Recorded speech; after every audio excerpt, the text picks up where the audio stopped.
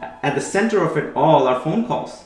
And for us, the largest problem has been that the phone calls go into this large black hole where we can't tie back a sale back to the campaign that drove the customer there. We had 50 different versions of the same landing page. And the whole purpose behind that was being able to have one-to-one call attribution. 60% of the leads that we generate from our online ecosystem actually decide to pick up the phone and call somebody. So not having visibility into 60% of your traffic makes it real difficult to manage the media mix, optimize which tactics you're going to go from week to week, month to month.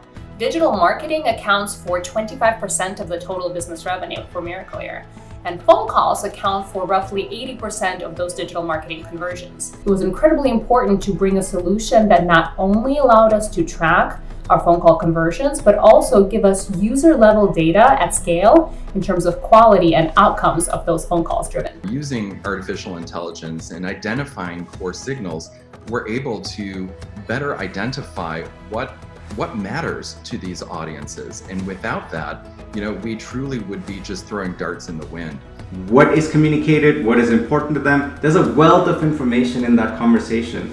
And if we can pull that wealth of information out, now we can start to tailor a different experience and different set of value propositions for our customers. We want to make sure that we're identifying the customer journey, we're identifying the points of friction throughout it, and that we are closing that gap and helping the practices to close that gap for the steps that they own. We take that full funnel view and we ingest it back into the marketing universe. So it creates a 360 loop for ongoing campaign optimization, targeting, so forth and so on.